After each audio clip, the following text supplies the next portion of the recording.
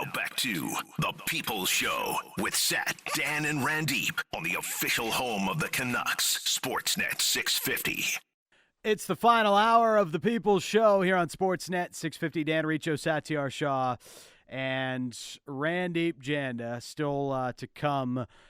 We will complete our NFC West preview and also dive into the NFC West. And, we did the NFC West already, but we will dive into the AFC West preview and go through the Chiefs. Are they as good as we all think they are? And what else to expect from the AFC West? But it's been the hottest ticket in town, the People's Show Fantasy League. We are now all signed up and ready to go. All 20 spots given away to the listeners have been filled. Eddie Lack, who's going to join us in a couple of minutes, is a part of the league. And tonight we are drafting in the People's Show Fantasy League. Are we going to be giving out any state secrets of guys we like, guys we don't? Sat? Listen, I don't ever hide any opinion on this show or on air. And, when you are in fantasy leagues and people that that are in those leagues, and when they listen, it's not a good competitive advantage. But that's the way it is. So I'm gonna be honest. If you have any questions or whatever, you send them in. If we have time to answer them, I will answer them honestly, even if that gives away maybe what I might be looking to do in the draft. Okay, we might have some tails. Maybe we're not going to be completely out there with our strategy, but I know one person who will be completely out there with their strategy in the first round anyways. That's Nelson and Langley, who's taken his nephew, Chase Claypool, in the first round. He has to. He's being forced to. Our next guest, Eddie Lack. You know him as our favorite former Canuck goalie and yours, but also good friend and pal of one DK Metcalf. What's up, Eddie? What's up, boys? How are you? I'm good. Are you taking DK Metcalf in the first round of the draft tonight, or what? I don't even know if I'm going to be there for the draft or auto draft. You need to have a strategy for this, or just show up. Wow, Eddie, come on, my man. I mean, listen, listen, sometimes life happens, you got to auto draft, but if you have a choice, don't auto draft. The people, you're going to disappoint the people by auto drafting. Like, screw us. Like, do it for the people. Show up for the people. Screw you guys, yeah, but I'll be there. Don't worry. All right, Eddie. More skin in the game. I'm going to propose it. We talked about it earlier. You're on the same league as one Dan Riccio. Last time you guys made a bet, you ended up winning. Dan Riccio suffered. You're in the same league. We want to see another Riccio versus Lack bet. They're forcing us into this, Eddie. Head-to-head matchup or overall best record in the league. What are you guys thinking?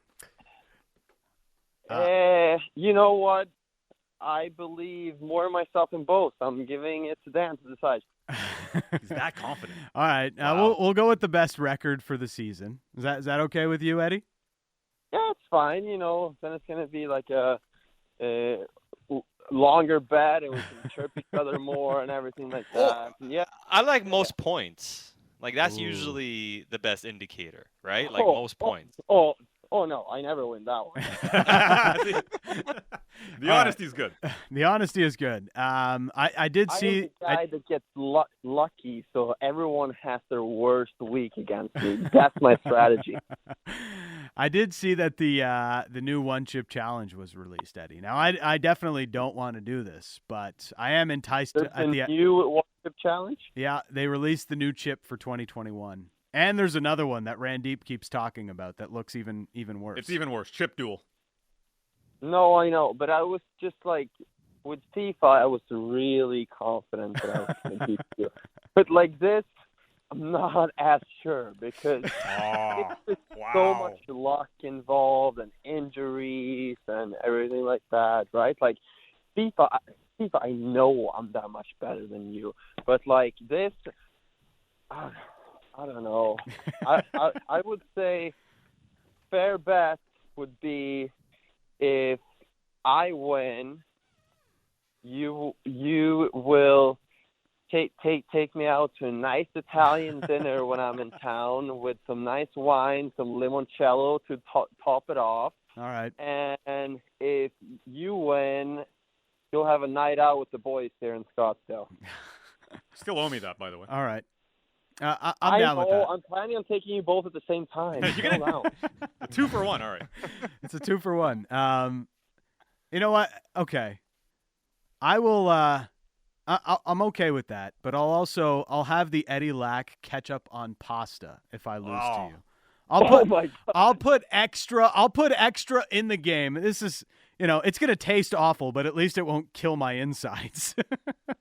But I will have the Eddie Lack. You'll have to send me a recipe or something. I will have the Eddie Lack ketchup on pasta if you beat me in the People Show Fantasy League. Miss Vicky's original. I really think that's a fair bet. You know what would be great? If you guys went out to that fine Italian meal and Eddie's just having the best pasta in this city and the best wine, and they are forced to make a reach pasta with ketchup on it, and that's all you can eat. Oh, man, I can't even. Oh, my God. I love that. I love that idea. By the way, is there like a favorite Italian restaurant you have there? You want to give a shout out right now? Maybe get some free wine the next time you're in town? Oh, man. We got to go to Topino's, but that's just my favorite on a personal perspective. Maybe you can order for me in Italian too, so they understand. All right, sounds good. Yeah, we got this text from Silver and Black Canuck. I've been in a league with Eddie before. Auto draft might be an improvement, to be honest. I don't know. What's that? That was last year, yeah. Yeah, because that was a fluke year. It's a COVID year, and no one really cared. I mean, we're back now, baby, and this is it. This is a normal season. I have no more excuses except that I have a full-time job, and you guys just sit and talk on the radio, so I don't really have time to do the research and everything. That might be my only excuse, but that's it. Reach, I'll tell you right now, I've been in a league with Eddie for 3 years. You chose poorly in going with best record because Eddie's right. Everybody has the worst week of their year versus Eddie, and I can't explain it somehow. It's the best luck I've ever seen in a fantasy league. Lucky Lack. That's why I said go with points. All right. It's too late now. It's been agreed upon. That's why I said no. That's why Eddie wouldn't do the one-chip challenge. He's like, no, we'll figure something else out. It's the People's Show. Eddie Lack joining us here on Sportsnet 650. So how about this? Do you think, you're there in Arizona, do you think the Montreal Canadiens are better with Christian Dvorak over Jesperi Kotkaniemi?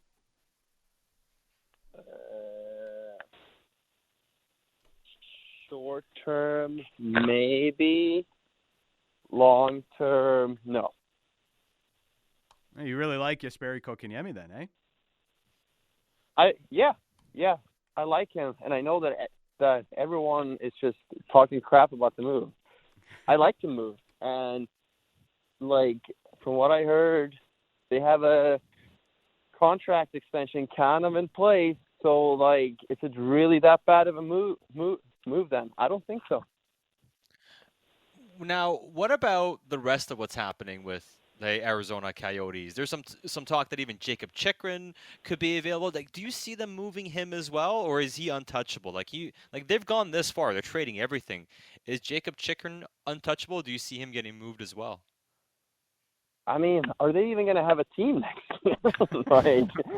year? It is. They are trading a lot of people, and everyone is talking about that. There's no fans whatsoever, but somewhere you're gonna have to put some kind of product on the ice still, and now it's just it's super. I don't know, they need to have a semi-competitive team on the ice still, and if they trade him too, I don't know if they do.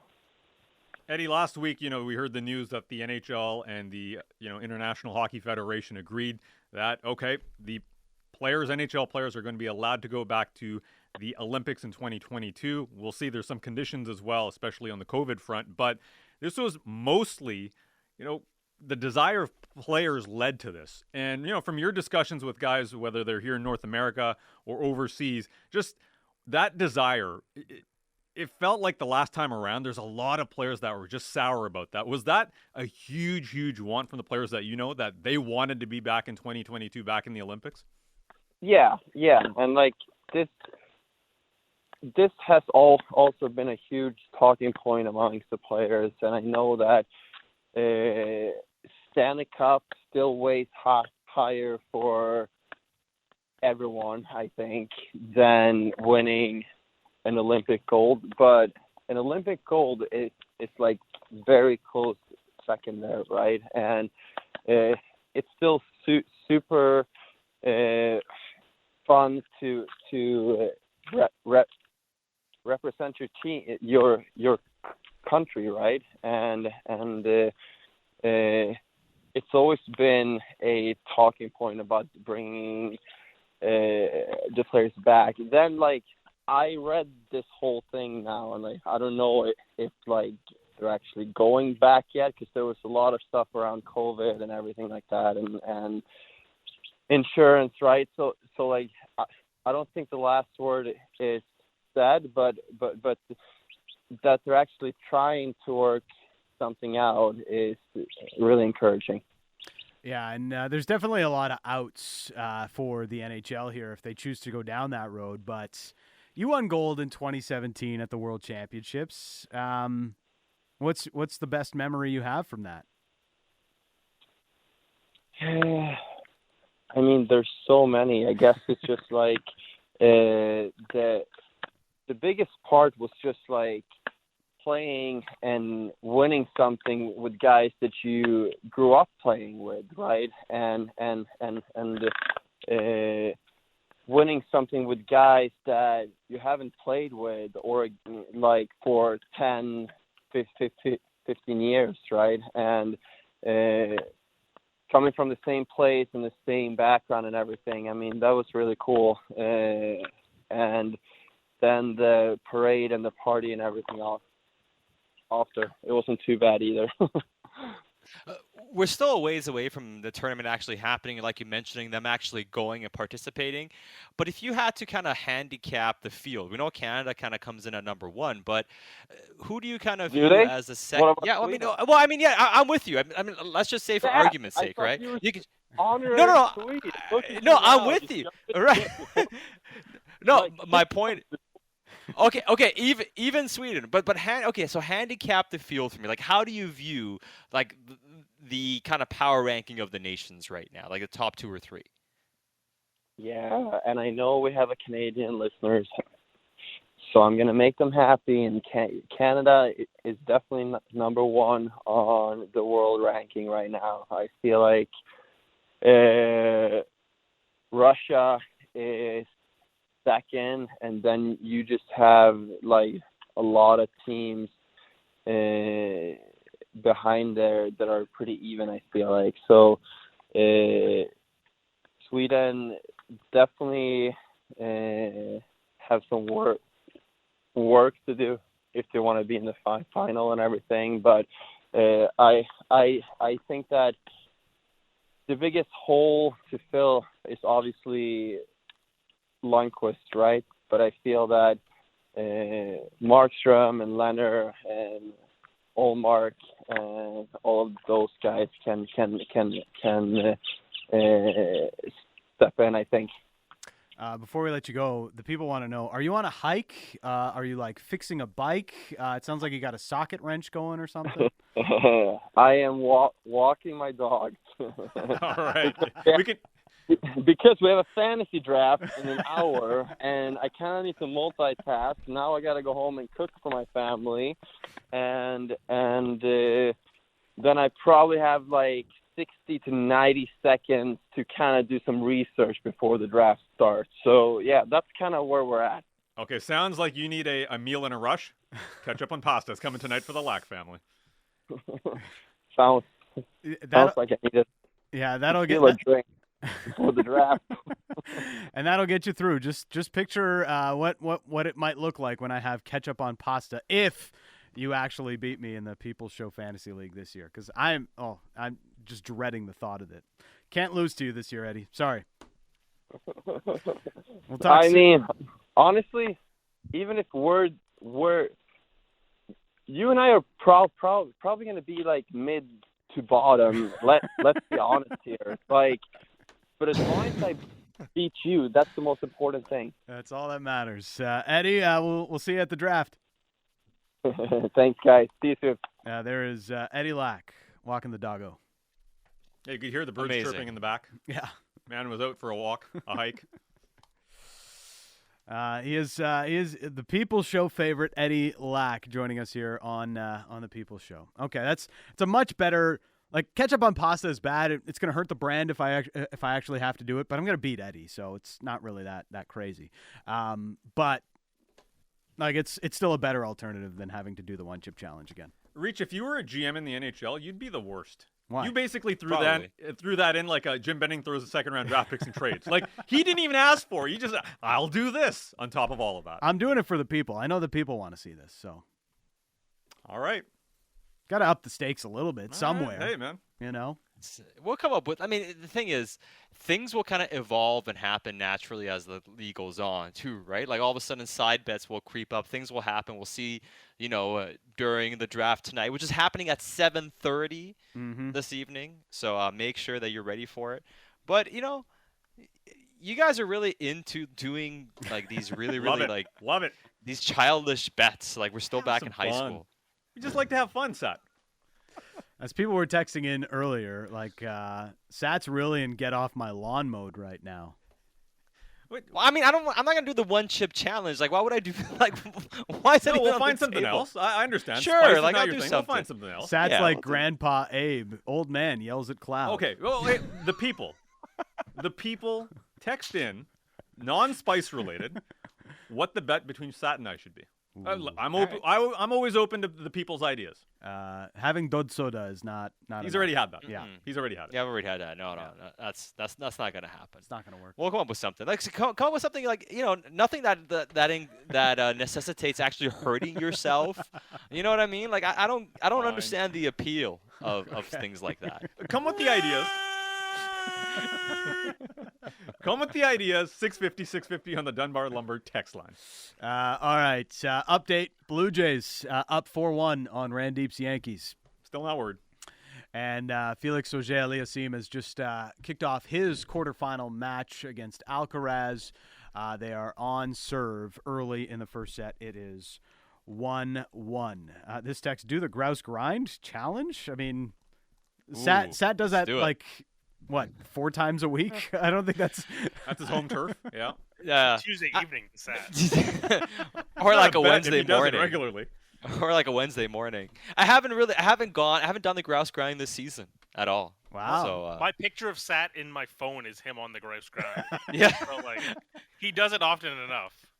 Yeah, I remember that time. We were actually having a full-on conversation as I was just like rushing up the. He FaceTimed me at like the 1/3 mark, and I was like, "All right, stop flexing." Yeah, that's not gonna work. It's not even tough for him. It's gotta be tough for both of us, in some way or form. All right. So the NFC West, we didn't complete our divisional preview there of the NFC West. We are confident in the Seahawks, everybody but Randeep going over the 10 on the Seahawks. The Arizona Cardinals are an interesting team. It's the one team we haven't yet talked about in this division. They are very much so a wild card. I would imagine, maybe the clock is ticking on Cliff Kingsbury getting, some success out of this roster. Results-wise, hasn't had that. They are in the very difficult division.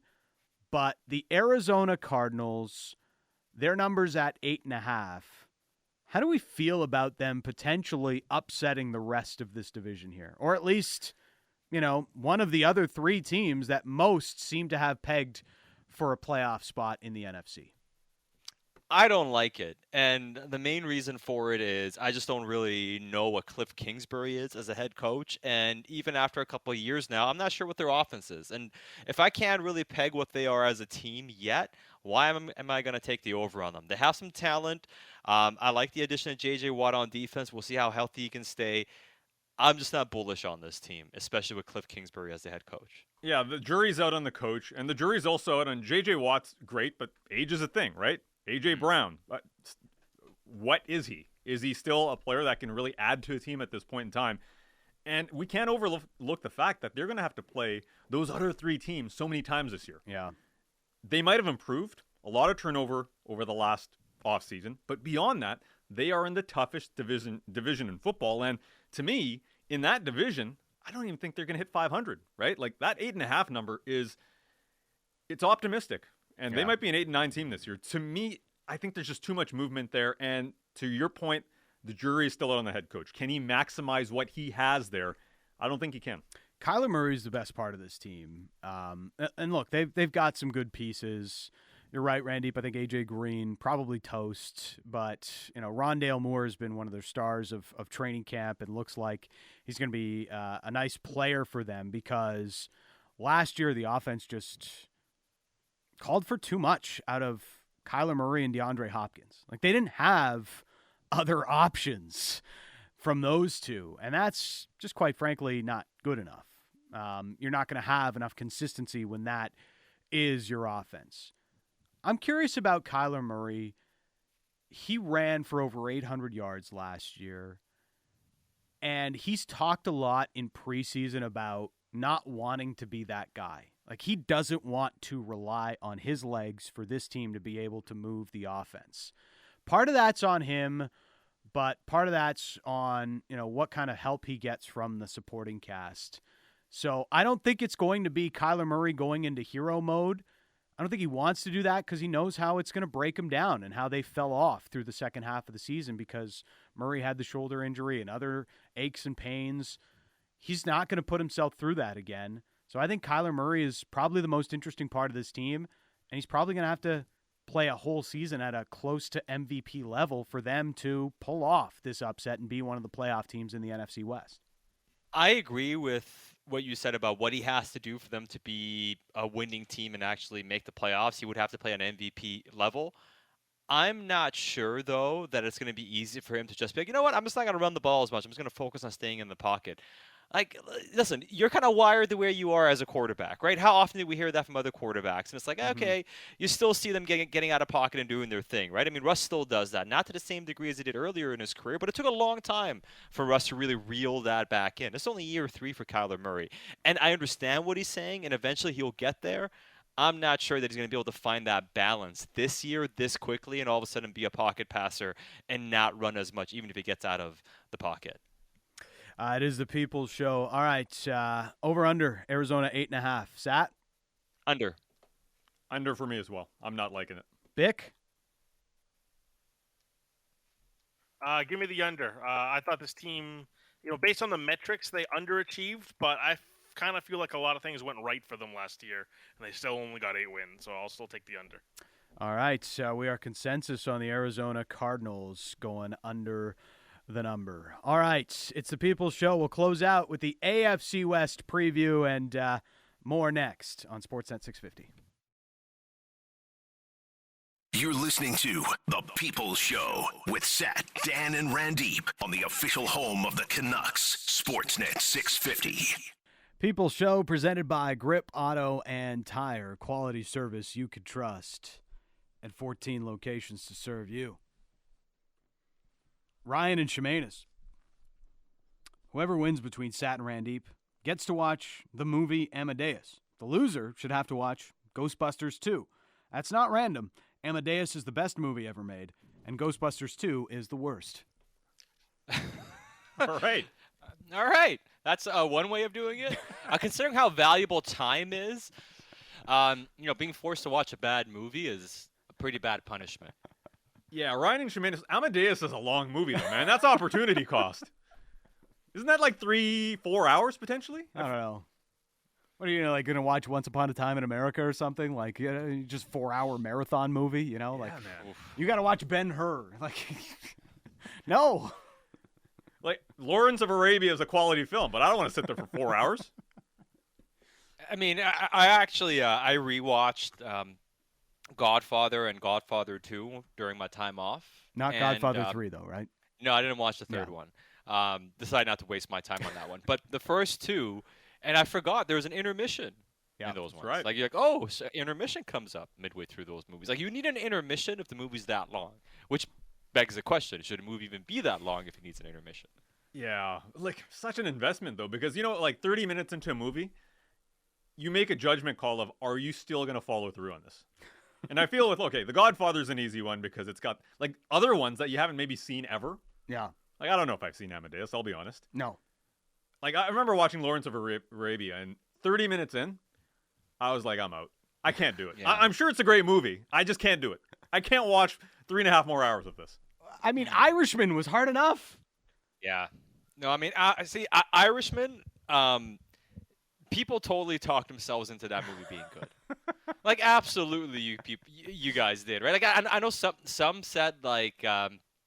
Some were honest about it, but they're like, "Oh, you have to suspend reality." It's like, yeah, if I got to suspend reality, like Robert De Niro was 80. He's like curb stomping. He's like stomping this dude, and it's like he's barely moving his feet. I'm like, come on. The movie drags on forever. The acting is fine, but it's like if it wasn't for your want for that movie to be good, if those were not the same actors and the same director, and that same exact movie was done, it would be panned. It would be absolutely panned. I know our boy Adnan Virk is a big Scorsese fan, and he calls that movie a masterpiece. It's a hard disagree for me. I love Scorsese, but it's not even anywhere near his top 5.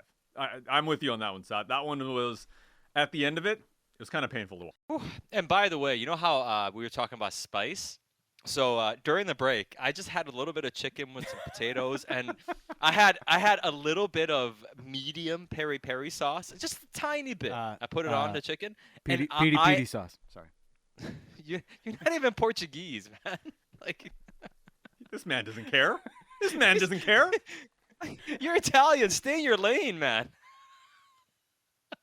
But, anyways, I had some of the what did you call it? Just the piri sauce. The orange one, right? Yeah. Oh yeah, medium, and I am my forehead is just. I can hear your nose running sweating. on the air, Sad. It's Yeah, I mean that's why I could barely spit out my take. Like my lips are burning. It just had a little bit. Yeah, Sad, you can't do a spice sauce. challenge. I don't care what. I'm telling you, can't man. do it. I'm telling you. I'm not even kidding. I'm still upset that Ryan and Shemanis had the gall to just text in Amadeus is the best movie of all time and Ghostbusters 2 is the worst movie of all time. I was waiting to jump in on Ghostbusters 2 here. Like, the worst Vigo is in the movie of movie. all It can't be time? the worst. No way. Ryan and Shemanis never watched Freddy Got Fingered by Tom Green.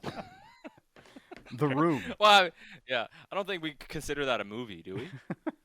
The No. Village is the worst movie of all The time. Village. Oh. Any of M. Night Shyamalan's last 3 movies, you could probably put in the worst movie category. The James Franco spoof that he did off the actual worst movie of all time.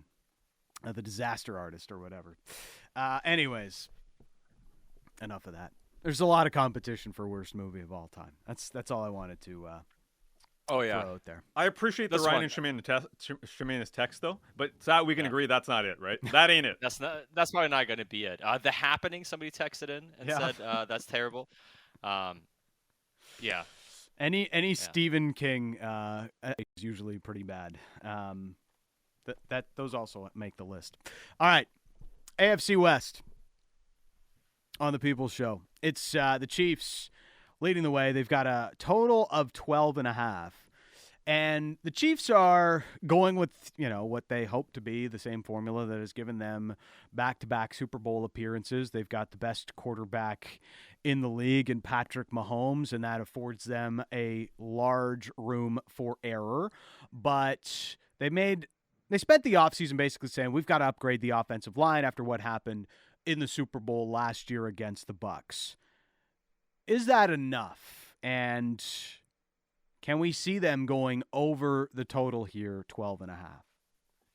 Can it happen? Yes. It's a tough ask. But that's a team that I still see as an 11, 12-win team. I think 12 wins might be the number for them. It is tough to project a team to win more than 12 games, even with 17 games in a season.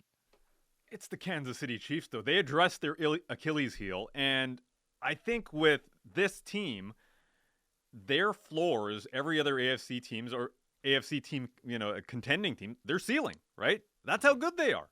And with the Chiefs, addressing that offensive line was the most pressing need. The other one is, Patrick Mahomes staying healthy.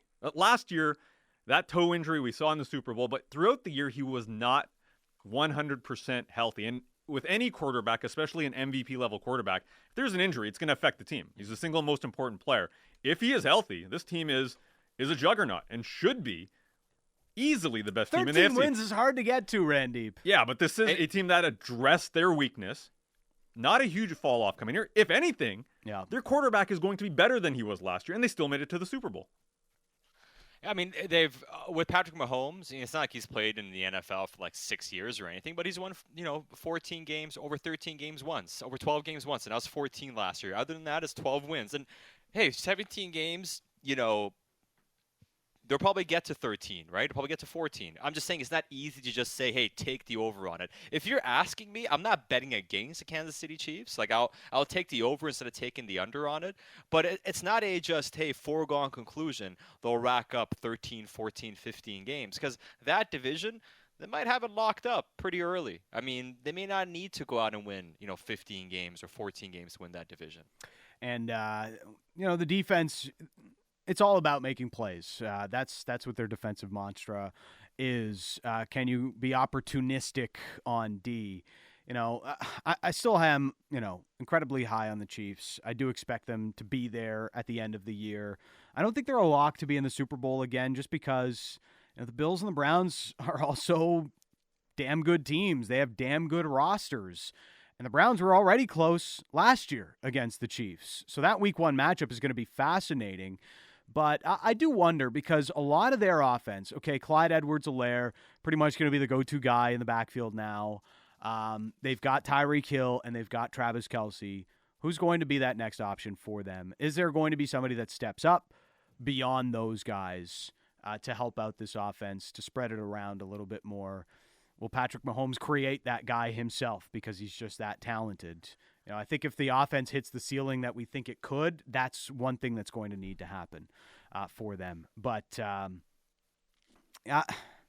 gonna go under. I think they get to 12 wins. Kansas City Chiefs. All right, Sat, did we get your number? Yeah, I'm taking the over. Okay. I'm going 13. I'm going over. All right, Vic. Over. I just don't want to be sitting there in like December holding it under and they're at 11 wins. And it's like, exactly. It's not something I'm actually going to bet. It's not something I would ever actually place a wager on. But they wrap up the season versus Cincinnati and Denver. You don't want to be holding there and like, oh my goodness. I'll just take the over. One of the reasons I am taking the under there on the Chiefs is the Los Angeles Chargers. I could see them. I have them going over their total at 9.5.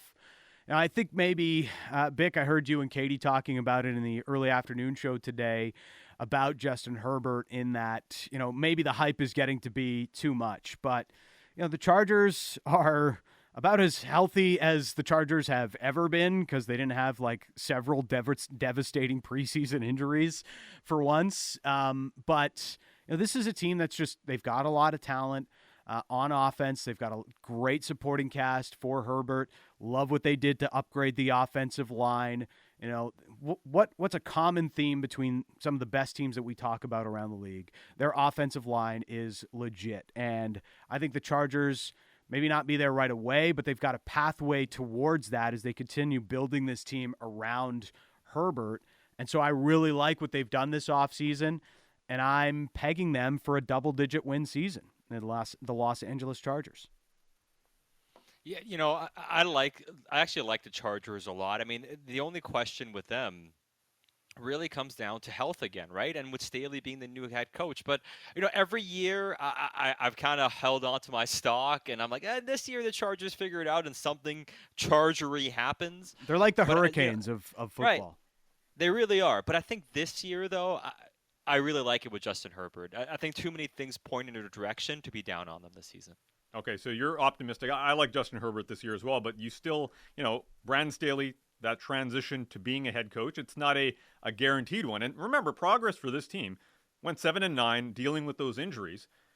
I would see a 9-win season with, avoiding a sophomore slump for Justin Herbert as successful as progress. So to me, I don't think they're hitting double digits. I'm still optimistic. I still think there's progress, but I think it's going to be a little bit more tricky. There's a new OC in town as well. There's going to be a little bit of a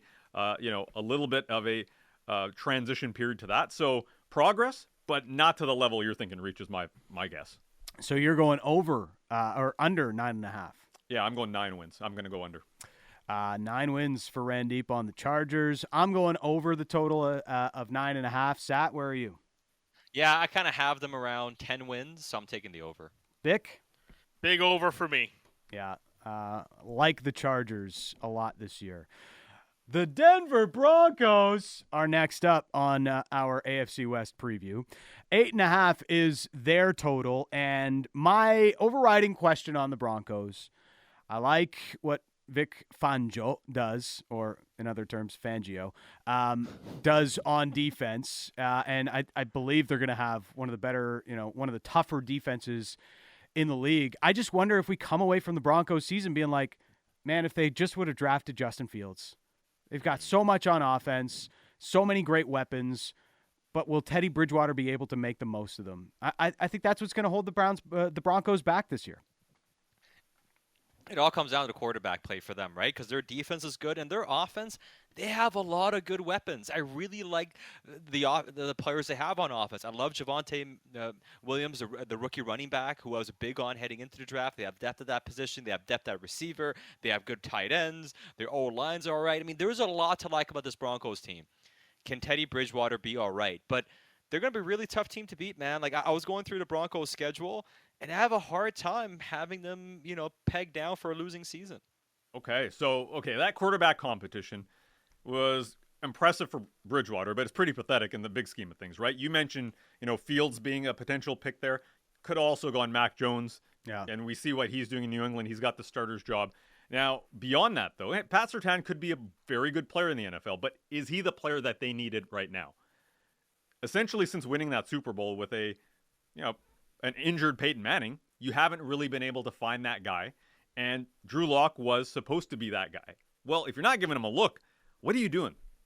To me, that defense, yes, it's going to be good, but I think at some point they're really going to limit what they can do at the quarterback position. That is going to be a big question. Gordon and Williams in the backfield should be all right, maybe as a 1-2 punch. You got Cortland Sutton, who, down the field, if they can get the ball down there, should be good. Noah Fant's a pretty good tight end as well. But I just cannot buy that quarterback play. The defense will keep them in games, but can they win those games? Can you count on any of those guys? And I can't. It feels like, the Broncos offense is just going to be what the Panthers were last year. It's Teddy Bridgewater all over again with a pretty good supporting cast. But is it good enough? The answer, probably not. 8.5. Where are you, Randeep, on the Broncos number? Under. They're not getting there, in my opinion. Sat? I'm going to take the over because I went through their schedule and I had them at 9 wins each time. So I hate it, but I'm taking the over because I have them at 9. Giants, Jags, and Jets. That's their first 3 opponents, so they could very well be 3-0 to start the season. Bick, where are you at in the Broncos? A very, very weak vote for the over. Ooh. Yeah, exactly the same way. I get everything that you're saying. It's just like I think they like Teddy Bridgewater, and I don't just mean it's like, that's because they named him their starting quarterback. I think they like the idea of a quarterback that lose you games. Yeah, and that's like Teddy Bridgewater, it completely in a nutshell. Went 5-0 in New Orleans when he filled in there, and I think he can do just enough to keep them in games. And it's going to be, not only is it difficult to get to 9 wins, each game is going to be like pulling teeth. I think this is going to be one of the boring teams in the league, but I'm excited to see what they're building. It is the final team that we will preview here on our divisional previews. You can go back and listen as we did all of the divisions through the last couple of shows.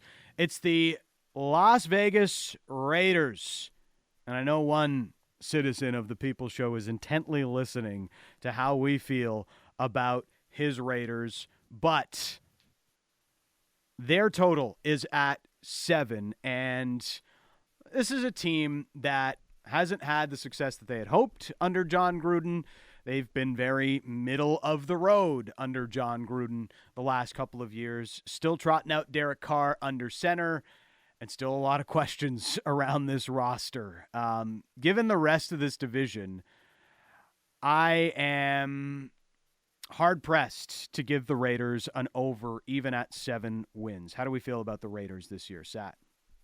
I'm there with you, and you know what? Like, I don't even dislike Derek Carr all that much because I mean he's been fine with that team, and I think offensively they're going to score enough. I'm not sure how good they are in the trenches offensively. I think that can be something that does kind of come back to bite them at some point, but I'm just not sure what that defense is, guys. Right, and that's my biggest concern with this football team. And if you're not going to get stops consistently, and if you're not, say, blowing teams out of the water offensively, do you also have enough depth? I'm just not sure they have those things, right? And I think one of the things that has really been their hindrance is they've missed on a lot of picks that they've made too, right? Despite having a lot of these picks. And I think that's kind of coming back to bite them a little bit. I don't dislike the Raiders a lot. I think their schedule is also tough. I have a hard time giving them over 7 wins. Yeah, they addressed those trenches, especially on the defensive side of things with some veterans, but the offensive line taking Alex Leatherwood, early on, and then addressing the secondary. Is that enough? Is this a short-term play for them? In the long term, they might, have some potential, but in the short term, is it enough for this year? I'm not sold necessarily, especially on that reshaped O-line and the secondary. There is potential there, but they're going to have to put some work in. So to me, looking at this division and the teams around them, we can, I'm not high on Denver, but Denver... Just where are they better than any other team in this division? That's the point, though. Denver's flawed offensively, but defensively, they're going to be a tough out every single time. The Chargers are a very competitive team. Maybe not a double-digit team, but at the very least, they're going to be up there at 9-10 wins potentially. And we know about the Chiefs. Where are the Raiders going to get their wins? Where are they going to get their easy wins? I don't see them in this division, so I got them 4th out of 4th. They got Ngakoue, they got KJ Wright, stolen from the Seahawks there. So they added a couple of pieces to what was, just an atrocious defense last year, but there's still question marks there. And, Derek Carr, I think he's in a good spot.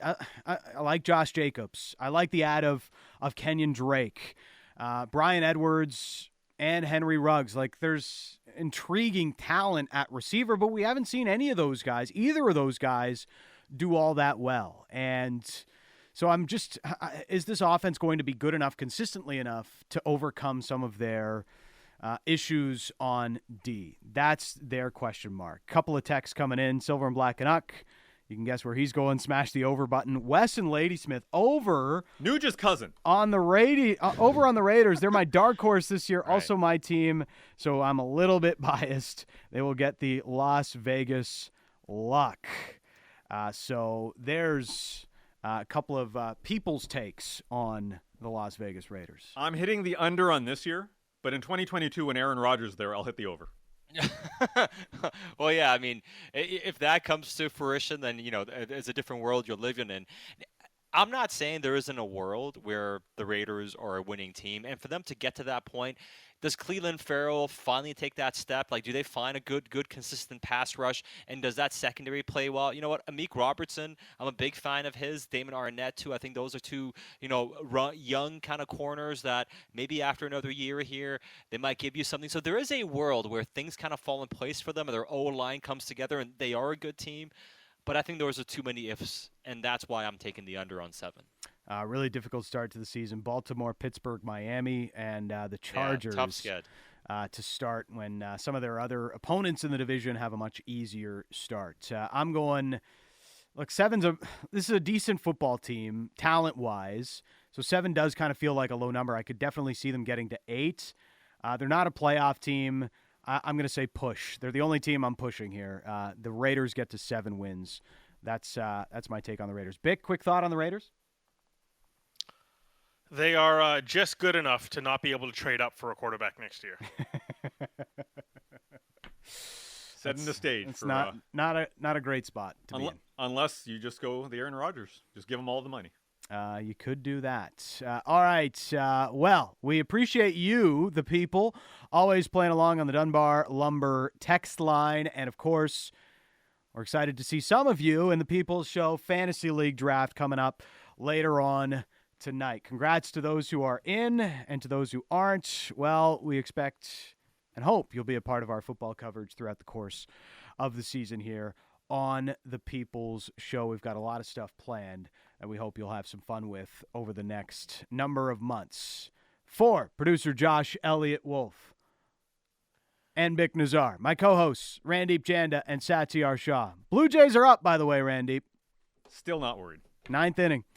And you, the people, of course. I'm Dan Riccio, and this has been the People's Show on Sportsnet 650.